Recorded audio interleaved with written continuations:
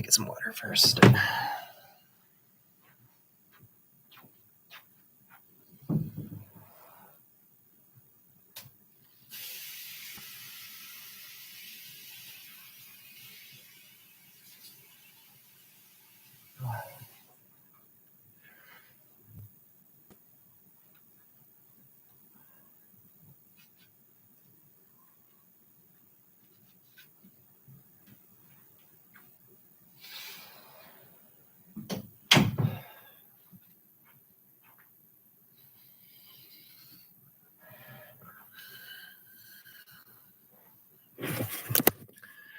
I'm wondering if I need to start like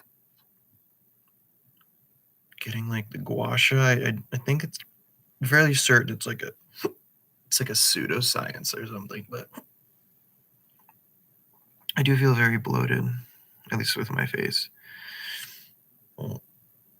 So, but maybe I'm just being overly critical about things that don't really matter at the end of the day.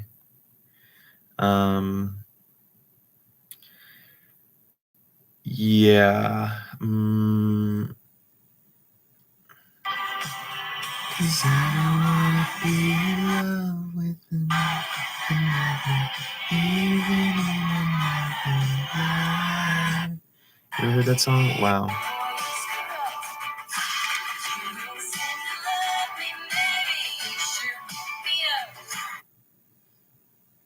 Okay, enough of that. Let's just read a little bit. See what's good. I do want to finish this book because like I keep getting edits of the show and like I want to watch the show really bad. So yeah. Do I look bloated or is it just the lighting? Is it the angle? I don't know. Let me just keep reading. Yeah, let me just keep reading. Yeah. Okay. 4 months later, this was after Connell went to like a meet and greet read with like this author or whatever. Her eyes narrow until the television screen is just a green oblong yawning light at the edges. Are you falling asleep, he says. After a pause, she replies, no. He nods, not taking his eyes off the match. He takes a sip of Coke and then the remaining ice clinks softly in the glass. Her limbs feel heavy on the mattress. She's lying on Connell's room in Foxfield watching Netherlands play Costa Rica for a place in the World Cup semifinals.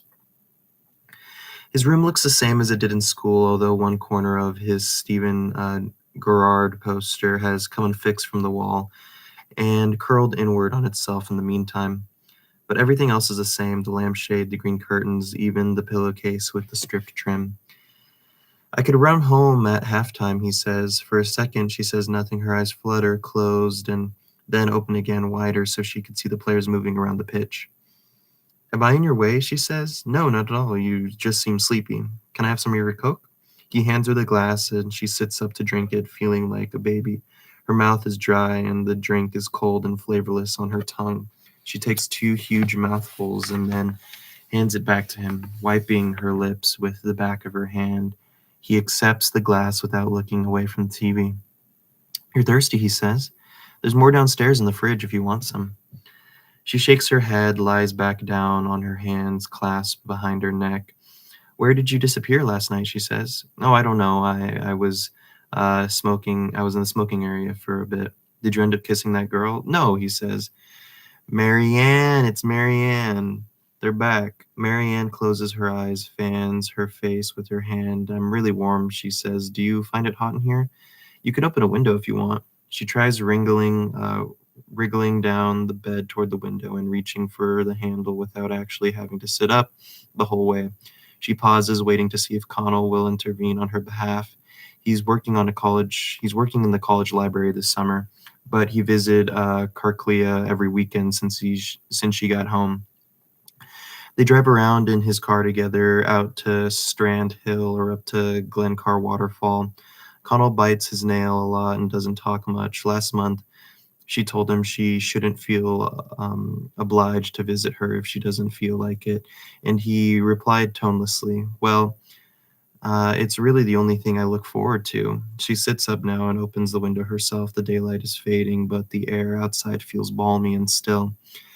"What was her name again?" she says. "That girl at the bar, Niam Keenan? She likes you. I don't think we really share interest," he says. "Eric was looking for you last night, actually. Did you see him?" Marianne sit cross-legged on the bed facing Connell. He propped up again against the headboard, holding the glass of Coke to his chest. "Yes, I saw him," she says. "It was weird." "Why, what happened?" "He was really drunk, I don't know. For some reason he decided he wanted to apologize to me for the way he acted at school." "Really?" says Connell. "That's weird." He looks back at the screen then, and so she feels the liberty to study his face in detail. He probably notices she's doing this, but politely says nothing about it. The bedside lamp diffuses light softly over his features, the fine cheekbone, the brow, its frown of mild concentration. The faint sheen of perspiration on his upper lip dwelling on the side of Connell's face always gives Marianne a certain pleasure, which can be inflected with any number of other feeling depending on the minute interplay of conversation and mood. His appearance is like a favorite piece of music to her, sounding a little different each time she hears it. He was talking about Rob for a bit, she says. He was saying Rob would have wanted to apologize as well. I mean, it wasn't clear if this was something Rob had actually said to him or if Eric was just doing some psychological projection. I'm sure Rob would have wanted to apologize, to be honest. Oh, I hate to think that. I hate to think he had that on his conscience in some way. I never held it against him, really.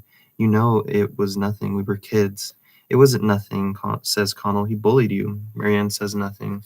It's true, they did bully her. Eric called her flat-chested once in front of everyone, and Rob, laughing, scrambled to whisper something in Eric's ear, some affirmation or some further insult to vulgar, to speak out loud.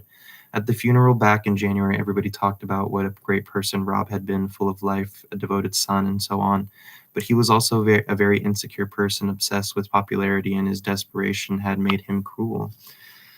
Not for the first time, Marianne thinks cruelty does not hurt the victim, but the perpetrator also.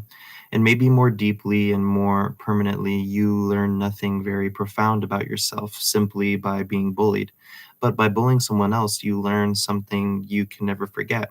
After the funeral, she spent evenings scrolling through Rob's Facebook page. Lots of people from school had left comments on his wall saying they missed him.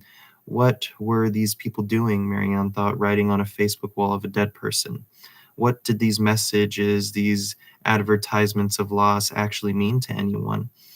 What was the appropriate etiquette when they appeared on the timeline to like them supportively, to scroll past in search of something better?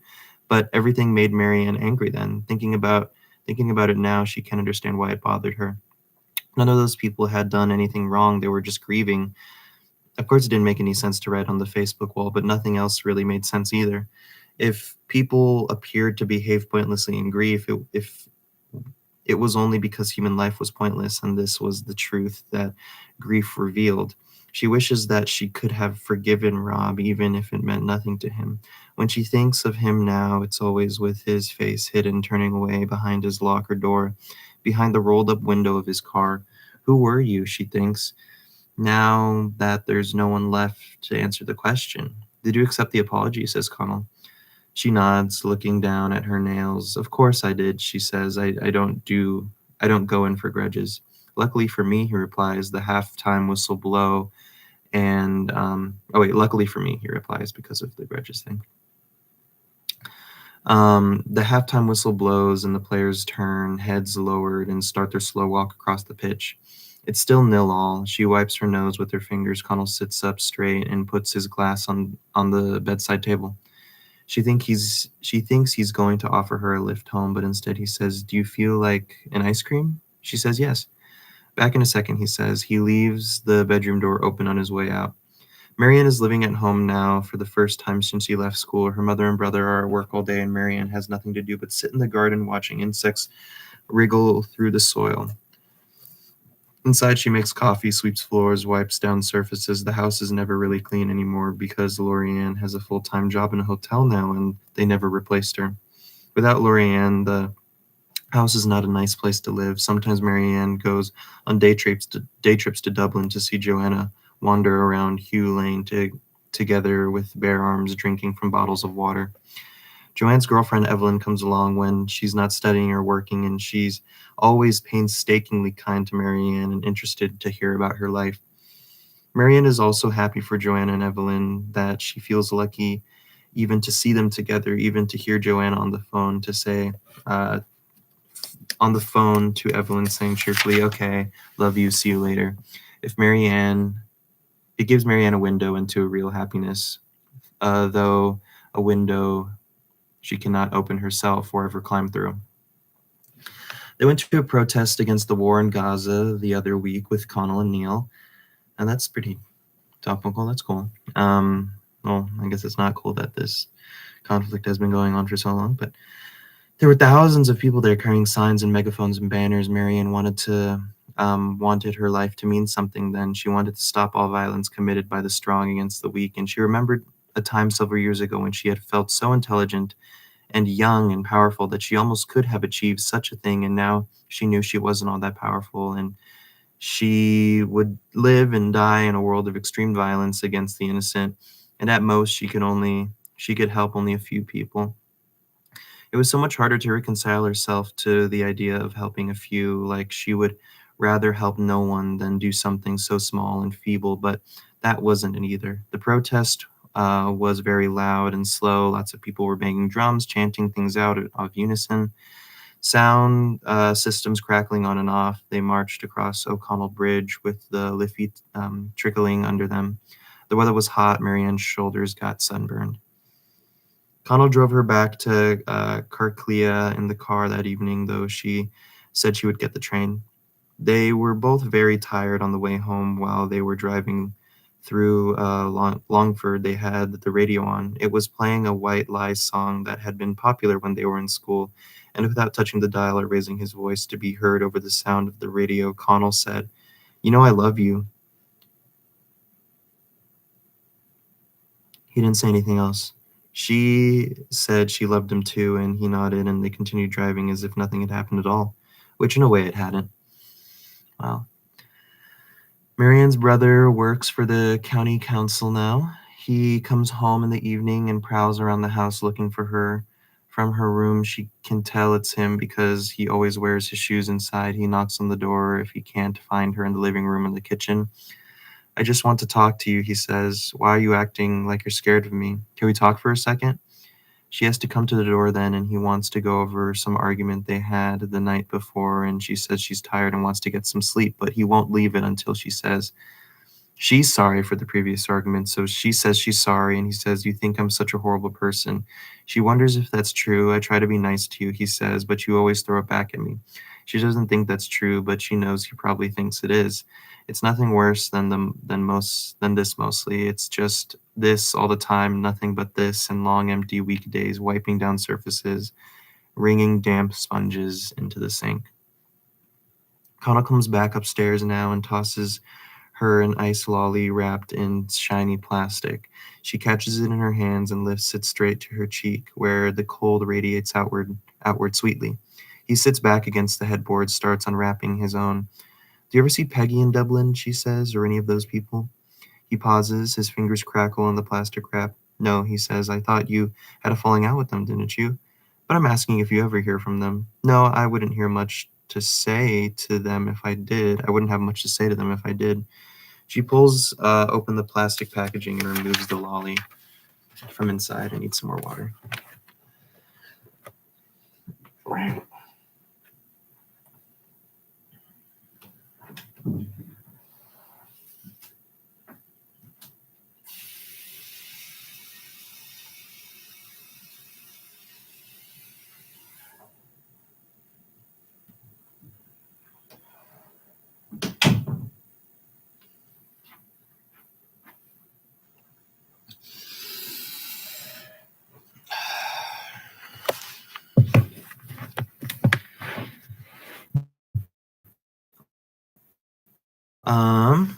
I did hear Jamie wasn't happy, Connell adds. I believe he was saying some pretty unpleasant things about me.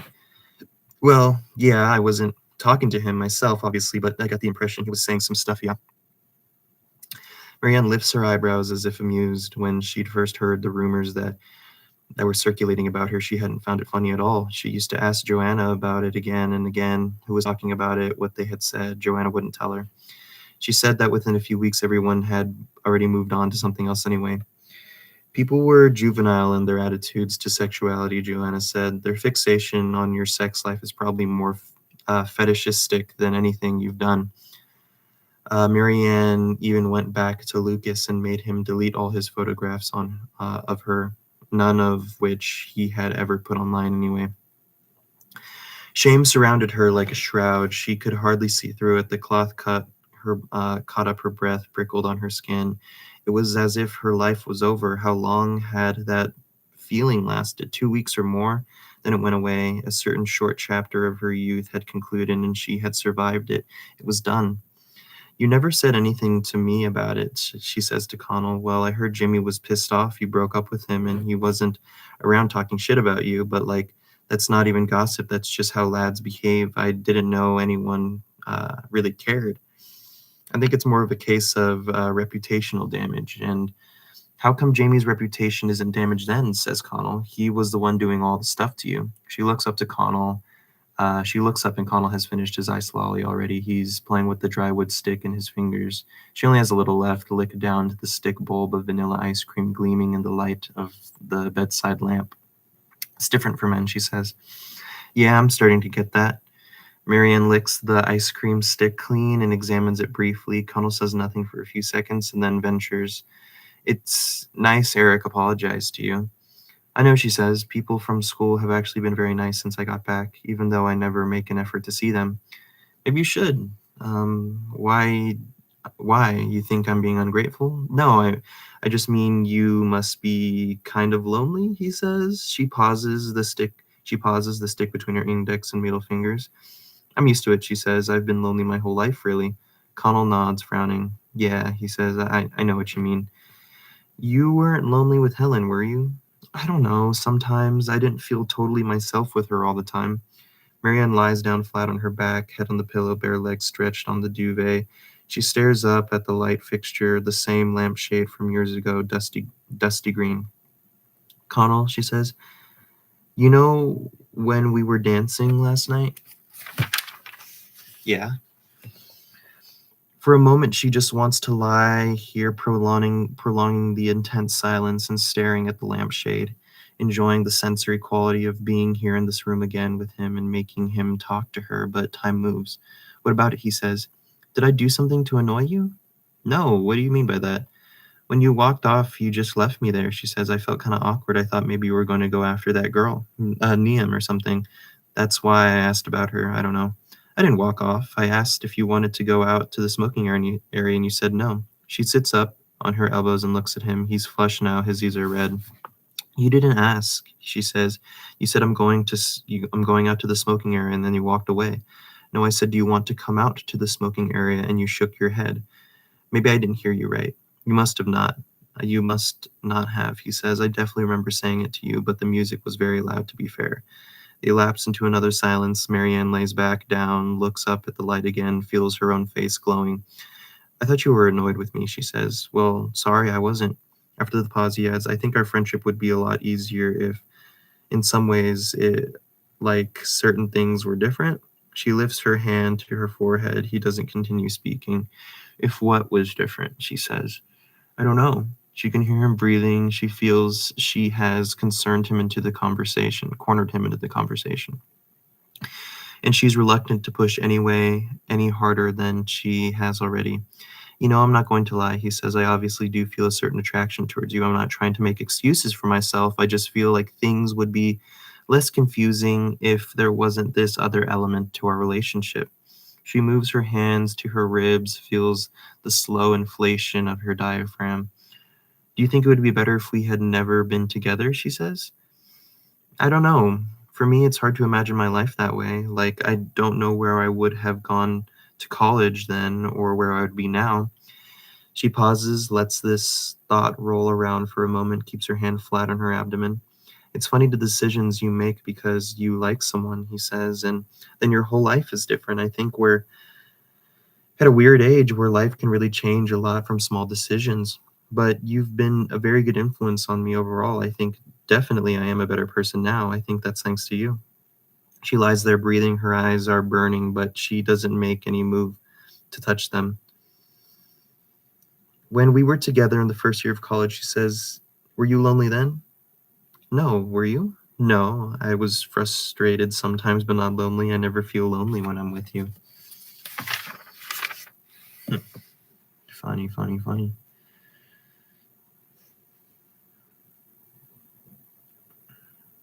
At the table, she'd only eat.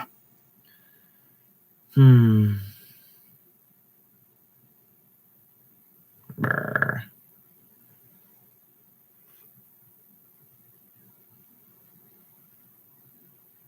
Brr. We're gonna get the W tonight. I'm gonna remember this night. Sure. Sure.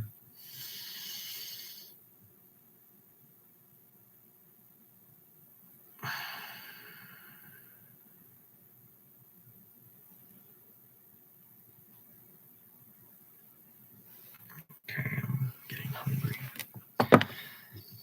Sorry, I need more water. Dehydrated.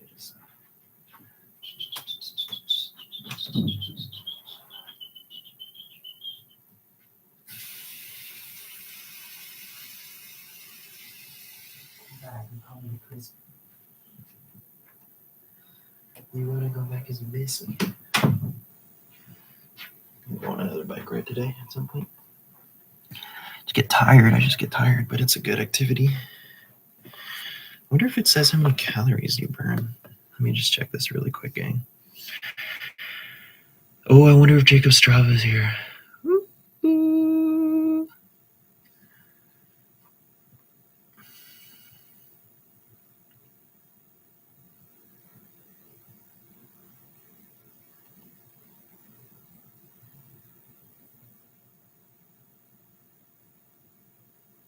Oh, wow, he actually ran 2 miles.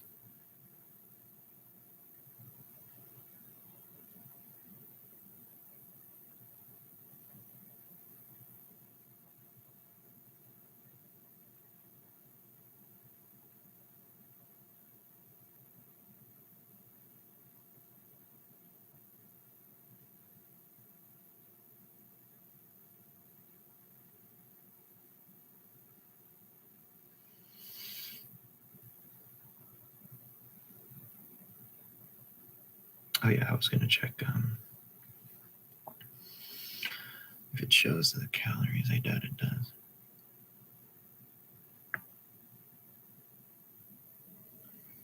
No.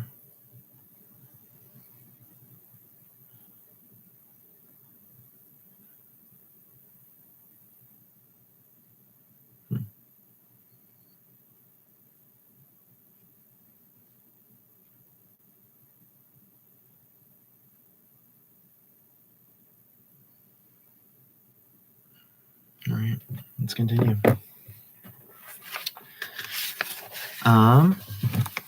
He says, he says that was kind of the perfect time of my life, to be honest. I don't think I was ever really happy before then.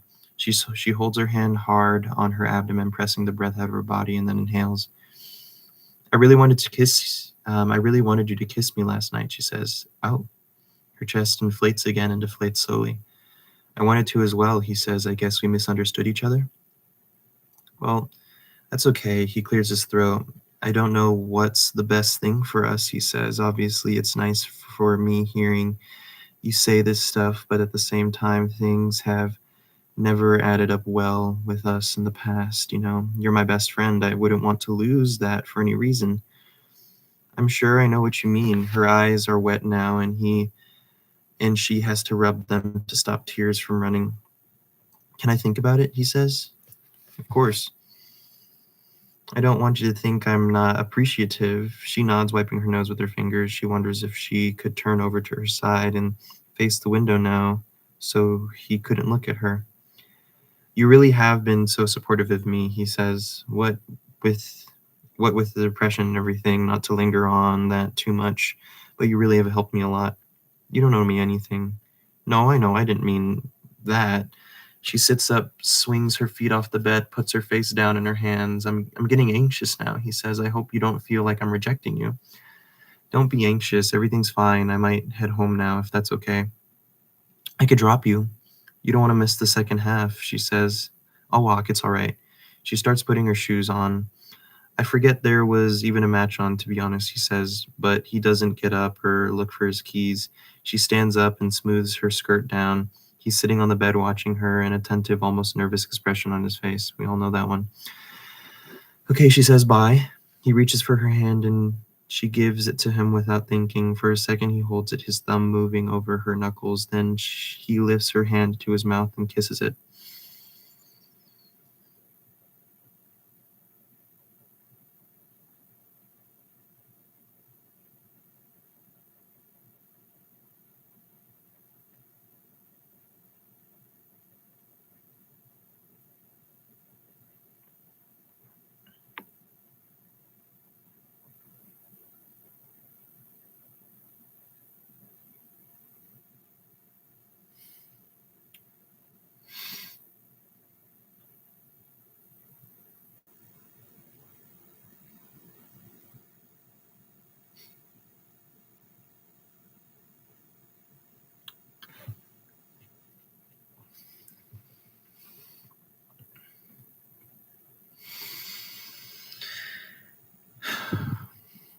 She feels pleasurably crushed under the weight of his power over her, the vast, ecstatic depth of her will to please him.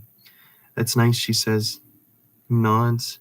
She feels a low, gratifying ache inside her body, in her pelvic bone, and in her back.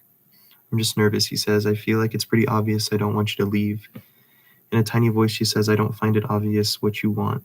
He gets up and stands in front of her. Like a trained animal, she stays stock still, every nerve bristling.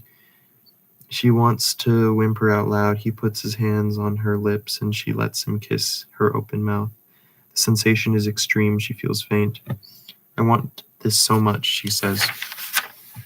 It's really nice to hear you say that. I'm going to switch the TV off if that's okay. She gets onto the bed while he switches off the television. He sits besides her and they kiss again. His touch has a narcotic effect. A pleasurable stupidity comes over her. She wants very badly to remove her clothes. She lies back against the quilt and he leans over her. It's been years now. She feels his cock pressed hard against her hip and she shudders with a punishing force of her desire. He says, I missed you. It's not like this with other people. Well, I like you a lot more than other people. He kisses her again and she feels his hand on her body. She is an abyss that he can reach into. Wow, an empty space for him to fill blindly, mechanically. Hold the phone, guys. This might be an important phone call.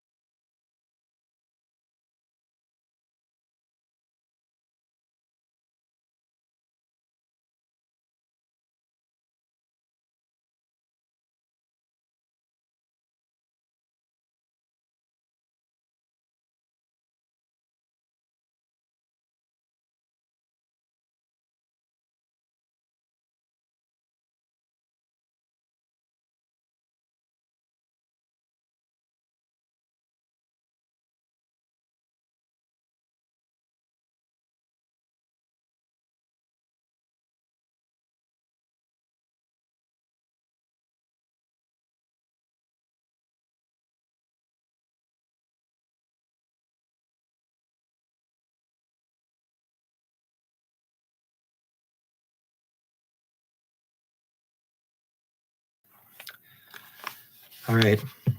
Sorry about that.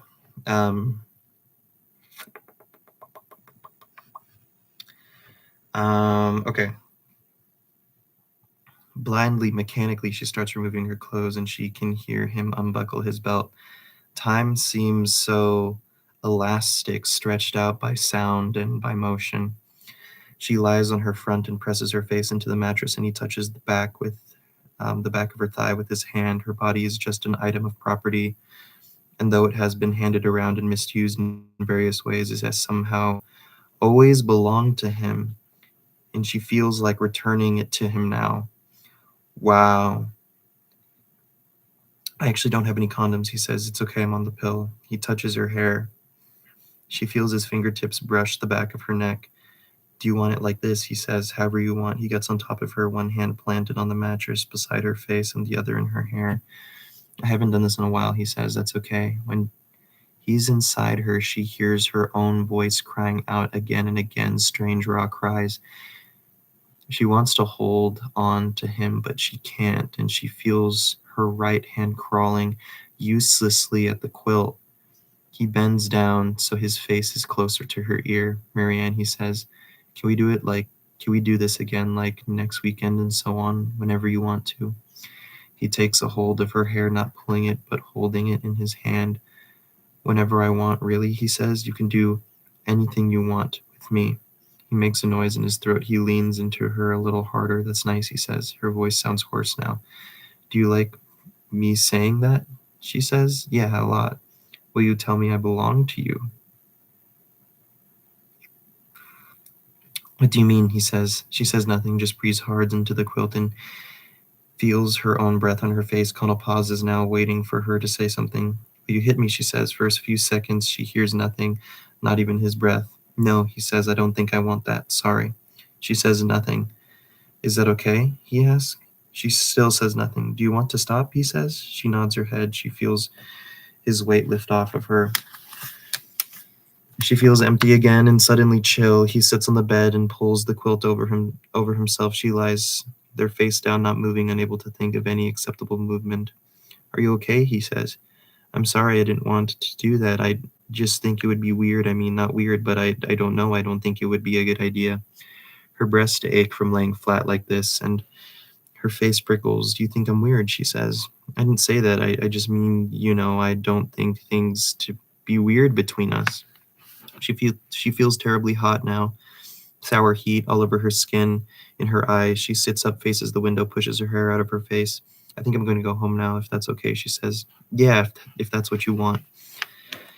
She finds her clothes and puts them on. He starts getting dressed, and he says he'll drive her home at least, and she says she wants to walk. It becomes a farcical competition between them. Who can dress faster, and having a head start, she finishes first and runs down the stairs. He's on the landing by the time she closes the front door behind her. Out on the street, she feels like a petulant child, slamming the door on him like that while he raced out to the landing. Something has come over her. She doesn't know what it is. It reminds her of how she used to feel in Sweden, a kind of nothingness, like there's no life inside of her. She hates the person she has become without feeling any power to change anything about herself. She is someone even Connell finds disgusting. That's not true. She has gone past what he can tolerate. In school, they were both in the same place, both confused and somehow suffering, and even still. And ever since then, she has believed that if they could return to that place together, it would be the same. She knows that in the intervening years, Connell has been growing slowly more adjusted to the world, and a process of adjustment that had been steady, if sometimes painful, while she herself had been degenerating, moving further and further from wholesomeness, becoming something unrecognizable, debased, and they had nothing left in common at all. By the time she lets herself into her own house, it's after 10, her mother's car isn't in the driveway, and inside the hall is cool and sounds empty. She takes her sandals off and puts them on her rack, hangs her handbag on the coat hook, combs her fingers through her hair. At the end of the hall, Alan comes up from the kitchen with a bottle of beer in his hand. Where the fuck were you? He says. Connell's house. He moves in front of the staircase, swinging the bottle at his side. You shouldn't be going over there, he says. She shrugs. She knows a confrontation is coming now, and she can do nothing to stop it. God, my lips are dry. It's moving toward her already from every direction, and there's no special move she can make, no evasive gesture that can help her escape it. I thought you liked him, says Marianne. You did when we were in school. Yeah, how was I supposed to know he was fucked in the head? He's on medication and everything. Did you know that? He's doing pretty well at the moment, I think. What is he hanging around you for, so? You for, says Alan. I suppose you'd have to ask him. She tries to move towards the stairs, but Alan puts his free hand on the banister. I don't want people around town saying that Knacker's writing my sister, says Alan. Can I go upstairs now, please? Alan is gripping his beer bottle very tightly. I don't want you to go near him again, he says. I'm warning you now. People in town are talking about you. I can't imagine what my life would be like if I cared what people thought of me. Before she's really aware of what's happening, Alan lifts his arm and throws the bottle at her. It smashes behind her on the tiles. On some level, she knows that he can't have intended to hit her. They're only standing a few feet apart, and it missed her completely. Still, she runs past it up the stairs. She feels her body racing through the cool interior air. He turns and follows her, but she managed to make it into her room, pushing herself hard against the door before he catches up. He tries the handle, and she has to strain to keep it from turning. Then he kicks outside the door. Her body is vibrating with adrenaline. You absolute freak, he says. Open the fucking door. I didn't do anything. Forehead against the smooth grain of the wood, she calls out, Please just leave me alone. Go to bed, okay? I'll clean up downstairs. Don't tell Denise. Open the door, he said. Marianne leans the whole weight of her body against the door, her hand firmly grasping the handle, eyes screwed shut. From a young age, her life has been abnormal. She knows that, but so much is covered over in time now. The way leaves fall and cover a piece of earth and eventually mingle with the soil. Things that happened to her are buried in the earth of her body. She tries to be a good person, but deep down she knows she's a bad person, corrupted, wrong, and all of her efforts to be right, to have the right opinions, to say the right things, these efforts only disguise what is buried inside of her, the evil part of herself. Abruptly, she feels the handle slip from underneath her hand, and before she could step away from the door, it bangs open. She hears a cracking noise when it connects with her face, and then strange feeling inside her head. She steps backward while Alan enters the room. There's a ringing, but it's not much sound of physical sensation, like a friction of two imagined metal plates somewhere inside her skull. Her nose is running. She's aware that Alan is inside of her room. Her hand goes to her face. Her nose is running really bad. Lifting the hand away now, she sees that her fingers are covered in blood, warm blood, wet. Alan says something. The blood must be coming out of her face. Her vision swims diagonally, and she has a sense, and the sense of ringing increases. Are you going to blame me that? Are you going to blame me for that now? Says Alan. She puts her hand back on her nose. Blood is streaming out of her face so fast that she can't stem it with her fingers. It runs over her mouth and down her chin. She could feel it. She sees it land in heavy drops on the blue carpet fibers below. Jesus Christ. Wow. Holy cow.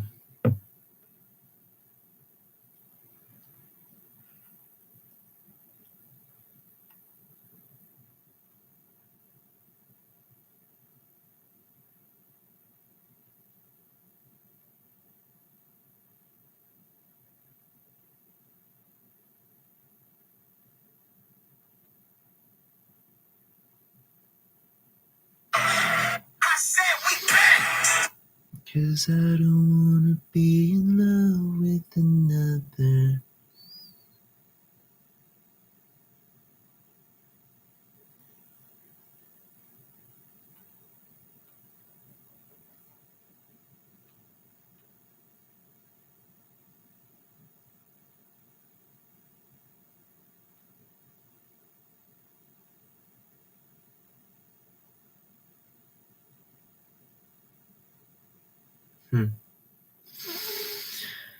Cause I don't wanna be in love with another, even in another life.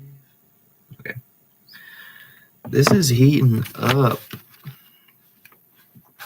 This is going crazy right now.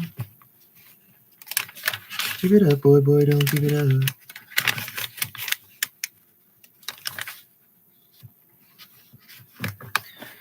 You know what? Let's stop there. Let's stop there. Wow. Good book. Good book. Well, I mean, that part what happened was truly awful, and I do not like Alan, and I feel bad for Marianne. It feels like so much bad stuff happens to Marianne, like comparably to Connell. At least like physically. And mentally too. I mean, the physical, it's just, yeah. I hope, I mean, I know there's not going to be a good ending, but yeah. All right. Bye-bye.